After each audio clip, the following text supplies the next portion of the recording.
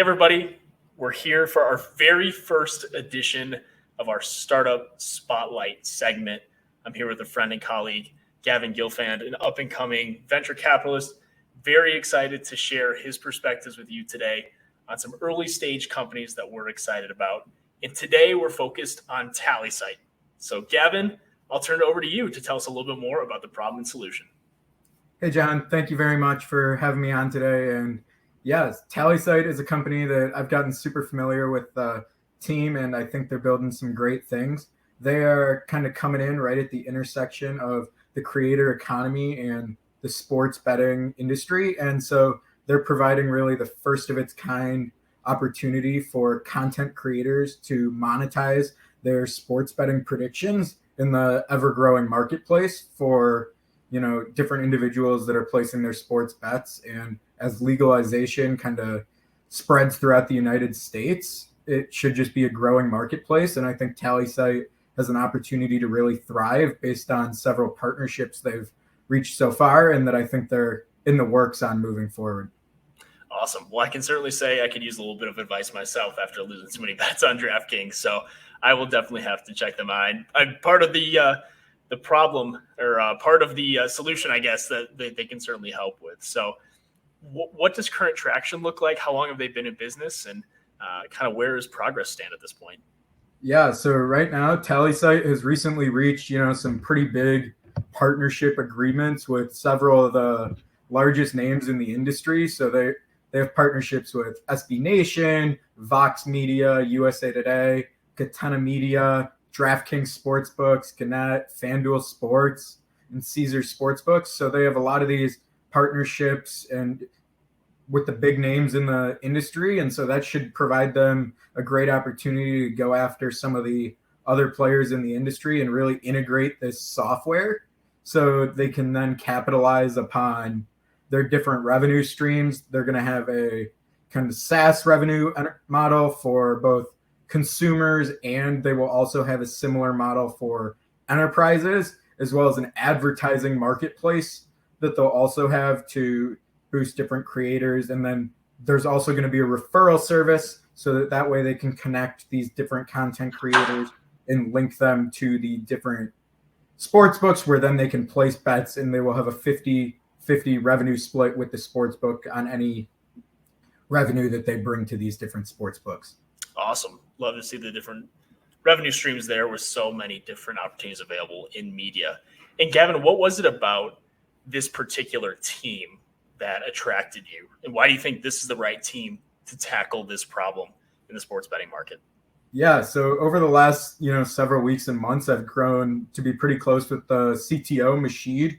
And so he, as well as the CEO and co-founder, Matthew Peterson, have tons of experience with different SaaS startups and different startup companies for 8 and 10 years respectively. And specifically their advisory board and team that they've built around themselves have incredible industry experience in the sports world, with Bram Weinstein, who was a play-by-play announcer and sportscaster at ESPN, as well as Warren Packard, who's the CEO and co-founder of Thuse Sports, as well as Steve Schiffman, who's the CMO of NASCAR. And so all of these great industry, executives have provided them with a lot of experience to help them really capitalize as they look to leave their beta stage and move forward into the market. Awesome.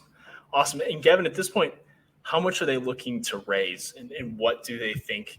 What are they looking to do with the money that they're looking to raise at this point, given how much is going on and how competitive sports betting plays are really at this point? Yeah, so right now they're raising a bridge round of $600,000.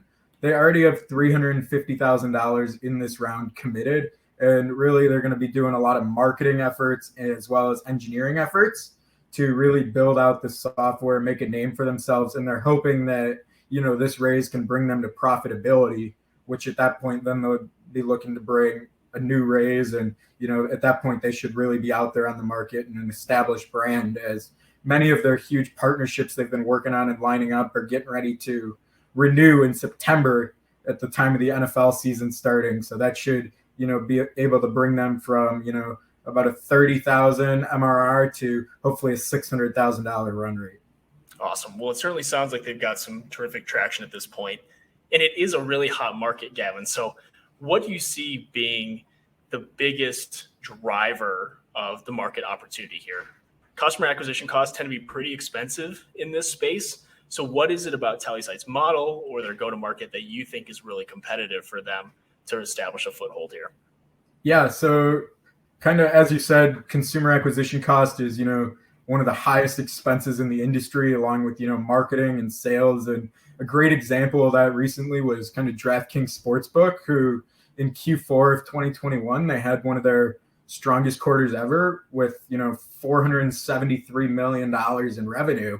But they had to spend over $300 million of that on sales and marketing for deposit matches and advertising to bring new customers in. And so Tallysight, using the referral based system that comes with the software, should be able to help lower those standards across the industry as they're helping these people that are viewing these predictions then get access to these sports books and place new bets, which not only will bring Tallysight revenue because of the referral fee that they get, but it will also bring all these sports books across the industry some outstanding new revenue, and hopefully we'll be able to decrease those costs for the main sports books in the industry.